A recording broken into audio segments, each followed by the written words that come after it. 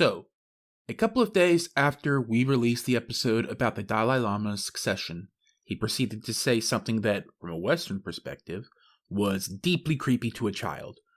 We don't want to linger on this for too long or go into details just because on the surface this looks really gross. But given that we just did an episode about him, we need to at least acknowledge this. We have seen claims that this is a matter of something being lost in translation about Tibetan culture. Neither of us know enough about Tibet to evaluate those claims, so there's only so much we can add to the conversation. Best case scenario, this was a combination of cultural mismatch and poor judgment. And the worst case scenario is really bad. Anyway, like I said earlier, we don't want to linger on this. So for now, we're just going to tug on our collars and say yikes, and then do our best to move on normally. Hello, my name is Nick Bright, scholar of East Asian religions. And I'm Proven Paradox, a guy with a lot of questions. And you're listening to Bright on Buddhism, a podcast where we discuss East Asian Buddhism, answering listener-submitted questions from listeners just like you, and introducing concepts of Buddhism that you may or may not be familiar with in a casual, conversational setting. Enjoy.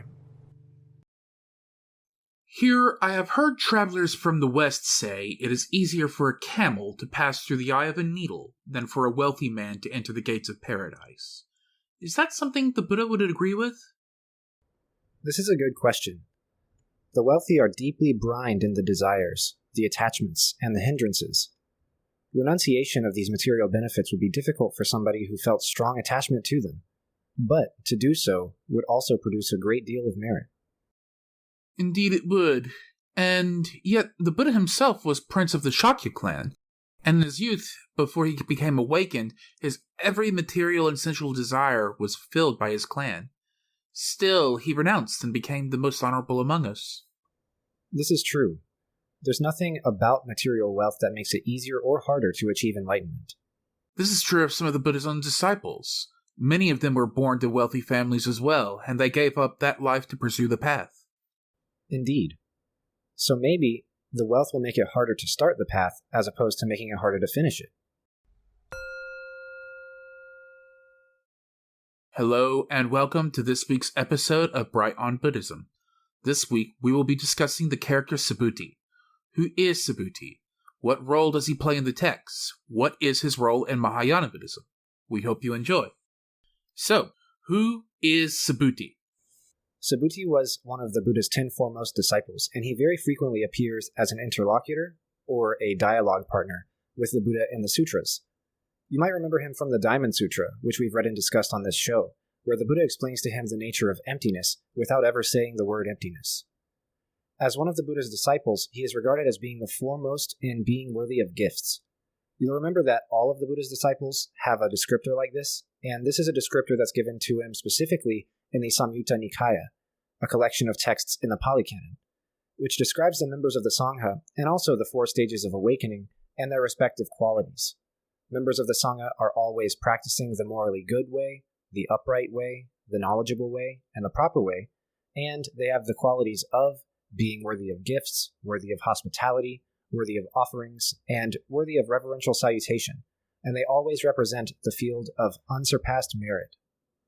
Being the foremost in being worthy of gifts means nothing more than that he is the disciple of the Buddha who deserves the most material gifts of food, shelter, and clothing. Obviously, a monk does not need a new car or fancy clothes or money, but that does not mean that they cannot be worthy of gifts beyond their regular alms food. You can give a monk your most prized bowl, your best-looking piece of fruit, or some nice robes, or something like that. Additionally, you can donate to the temple that they're affiliated with. These descriptors we have mentioned are both ideals for the Sangha themselves to live up to, but they also represent kind of an instruction manual for how the rest of society ought to treat them and why. This descriptor is both laying out the goal for the Sangha, but also engaging in a little bit of self-legitimation for the Buddhist movement, which, as you know, exists in the context of the Hindu Brahmanical traditions and needs to afford itself some sort of social legitimization. In addition to this, Subhuti is also foremost in living in remoteness. Now, living in remoteness is distinguished from being the foremost in the ascetic lifestyle, which, if you remember, was the quality of Mahakāssyapa. The specific distinction is that ascetics also live alone and in remote places, but the ascetics are engaging in some sort of extra level of self-negation or abstinence training. They're eating a special restricted diet, they're restricting their sleep, they're meditating a certain amount, or they're doing rigorous rituals throughout the day with the intent of achieving some sort of state of awakening that transcends and perfuses their mind and body. Specifically, those living in remoteness are not doing that extra stuff. They are only meditating and studying and eating a Buddhist monastic diet. Subhuti is doing this stuff because it's what the Buddhists of his time were also doing, but we should remember that it was actually Mahakāśyapa who was foremost in doing these extra acts of self-negation, which are not the baseline requirements for being a member of the Sangha. To give a little bit of biographical information, Subhuti was born to a wealthy family as the younger brother of the Buddha's foremost patron, who was named Anathapindika. I should specify that Anathapindika did not give money directly to the Sangha, as you remember that they are not allowed to handle money. He actually established some of the most important Buddhist monasteries in existence during the life of the Buddha. The most significant one he established was Jetavana Monastery in Sarvati. This family was an extremely wealthy merchant family, and Subhuti very likely had a very materially abundant life in his youth. But when Anathapindika built the monastery, it's said that Subhuti heard the Buddha speak at the dedication, and he decided to become a disciple immediately. After he was given the monastic rules, he became a forest-dwelling ascetic, and is said to have meditated on metta jhana, which we can roughly translate to consumption of loving kindness, or meditative absorption of loving kindness. Later in his life, Subhuti became one of the most important characters in the Prajnaparamita literature, which we'll discuss in a moment. As to the rest of his biography, there is not really much out there except for one small story. In this story, Subhuti visited Rajagriha, and while he was there, King Bimbisara promised to build him a hut. The king, however, forgot to do this, and Subhuti had to meditate in the open air. Because Subhuti was so virtuous, the gods prevented rain from falling on him while he meditated in the open air. This lasted for long enough that it became a noticeable drought, and King Bimbisara later noticed that there was a lack of rain. This was especially so because it was actually monsoon season when it should be raining the most, at least in some versions of the story. So King Bimbisara investigated the reason for the lack of rain, and he found out that it was because of Subhuti and his virtue and his meditating in the open air. Upon discovering this, he allegedly remembered his promise and built the leaf hut for Subhuti. According to the story, as soon as Subhuti sat down in the hut, the monsoon rains started and the drought was over. Besides this story, there is not much else to be said about his life as Subhuti. We don't even have sources about his death. As for previous lives, however, there is one story of one of his previous lives where he made a resolution to become the foremost disciple in being worthy of gifts. The historical Buddha knew of this whenever he met Subhuti in his life as Subhuti, and he fulfilled this wish. That is most of what we know about him from the earlier texts. So there's no clarification or anything about what makes him the most worthy of gifts. It's just a quality that he is given or has awakened within himself or whatever. Whatever the origin is, it's just there's no real explanation for why. They don't ever explicitly say that he knows something or does something special that makes him that way, but the idea is that the way to earn these different descriptors, being worthy of gifts, being worthy of hospitality, etc., is that they are karmic recompense for something good you did in a past life. So, for example, if you give a gift to a Buddha in a past life, then that makes you worthy of receiving gifts in a future life. If you give shelter and hospitality to a Buddha in a past life, the same is true in this life. So, usually these descriptors, like I said, they're ideals for the Sangha to live up to, and they're legitimation for the Sangha, but they're also demonstrating some sort of karmic linearity in the universe, and some sort of correspondence between something you did in the past and something that you experience in the present, and something that you will experience in the future. Okay, got it. So, what role does Subhuti play in the texts? In the early texts, he is a named disciple, which is significant. But in the text that we have, he's nowhere near the level of importance of other disciples, like Ananda or Kāśyapa or Shariputra. He doesn't have dialogues with the Buddha as often as Ananda does, and we don't have any texts that we can attribute to him like we do with Shariputra. And he isn't the patriarch or the saint of any particular lineage in the Mahayana, like Kāśyapa is. However, as the Mahayana scriptures come about and the popularity of this movement, Mahayana, begins to take hold, his role completely changes. he gets elevated from being one of the disciples to being the foremost in the knowledge of and understanding of emptiness. Let's talk for a moment about the Prajnaparamita texts, and then we'll move on to Subhuti's role in them. So we have used this word Prajnaparamita before. Prajna is wisdom or insight, and paramita is perfection or being of a transcendental nature. Thus, this term points at some sort of knowledge which is perfect and transcendental. In the Mahayana, this perfect or transcendental knowledge is insight into the non-arising of all dharmas. When we say all dharmas, we mean, of course, everything in the phenomenal world. When we say non-arising, we mean emptiness combined with causality and impermanence. We've talked before about how enlightenment is perfect insight into the cause and effect relationship of the emerging world around us, and how that fits in with the doctrine of impermanence. Everything in the world arises and ceases due to causes and conditions, according to the law of karma, but nothing in the world exists or is undergirded by an unchanging existence, because that violates the law of impermanence.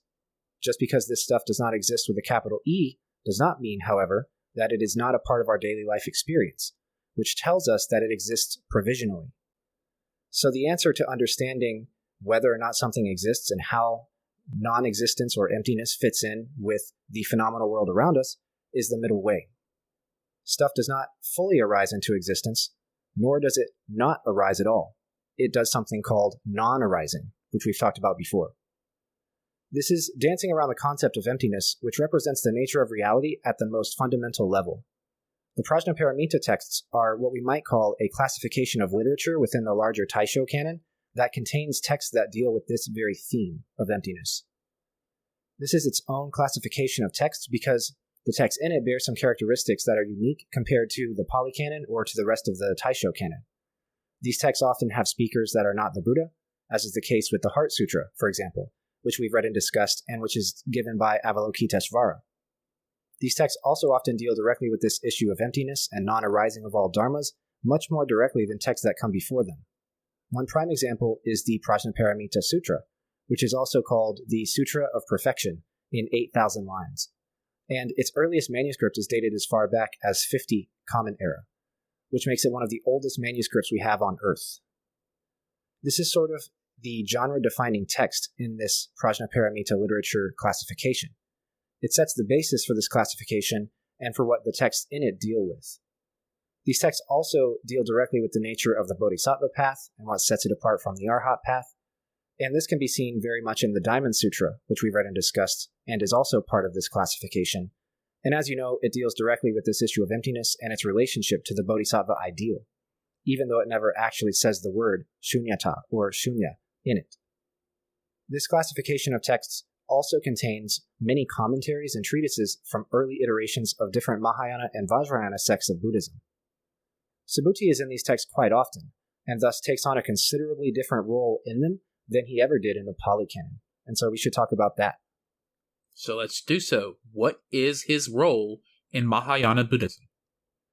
As he becomes the foremost in the knowledge and understanding of emptiness, and thus as Mahayana Buddhism takes off in popularity in ancient China, Subhuti's story gets almost entirely rewritten, or at the very least, we have several new additions to his biography that we really didn't have before, and these additions usually carry with them a message about how to approach an aspect of the Bodhisattva ideal. For example, in the Chinese sources, we see the first mention that apparently, when collecting alms, Subhuti prioritized collecting alms from the wealthy, while his colleague Mahakashapa collected alms from the poor. Subhuti believed that taking alms from the poor made their lives worse, as their material circumstances were made worse by it, while, on the other hand, Mahakashapa believed that the merit accrued by the poor people giving alms would improve their circumstances in the long run. The Buddha said eventually, however, that they should be indiscriminate in their alms collection. The reason for that is that giving alms to a disciple is meritorious in both directions. The monk is giving the giver of alms a gift of merit by letting them make offerings to them. They have accrued all this good karma by being monks, and almsgiving is one of their chances to share that merit with the community, and so they should not pick and choose who they give it to. It is not known, nor is it relevant whether or not this is actually a historically true story about Subhuti or Kashapa themselves, but it goes along with a theme that we should take note of for the rest of Subhuti's story, which is that he gets named in the Prajnaparamita literature just so that his notoriety as one of the 10 foremost disciples can afford some legitimacy to, specifically, the teachings in the Prajnaparamita texts. In addition to this story, Subhuti also just pops up more as a character, moving the plot forward in these Prajnaparamita texts than he ever did before. He is more often dialoguing with the Buddha, more often reacting and encouraging the teaching, and more often receiving accolades from the Buddha. Later in history, we see him yet again in the Chan and Zen traditions as a character in some koans concerning the topic of emptiness and how to understand it properly. Even later in history, in the 15th century, we see him come up once again.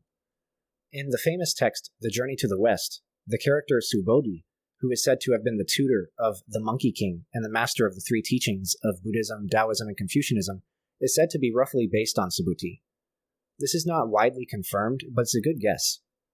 It is likely that there was a local Taoist deity in China who syncretized with Buddhism and Confucianism in history, and then sort of mixed and melded together with Subhuti in the Buddhist texts, and thus Subhuti became the basis for Subhuti in The Journey to the West. This process of rewriting the roles of different characters in the early Buddhist texts actually happens quite often, and so it will likely be a common story with other disciples that we will read about and discuss on the show.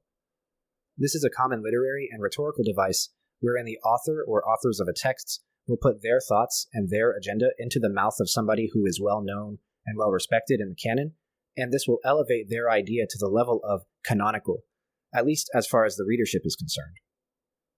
That is really my only explanation for why Subhuti specifically was chosen to be regarded as the foremost in knowledge of emptiness in the Mahayana texts and not somebody else.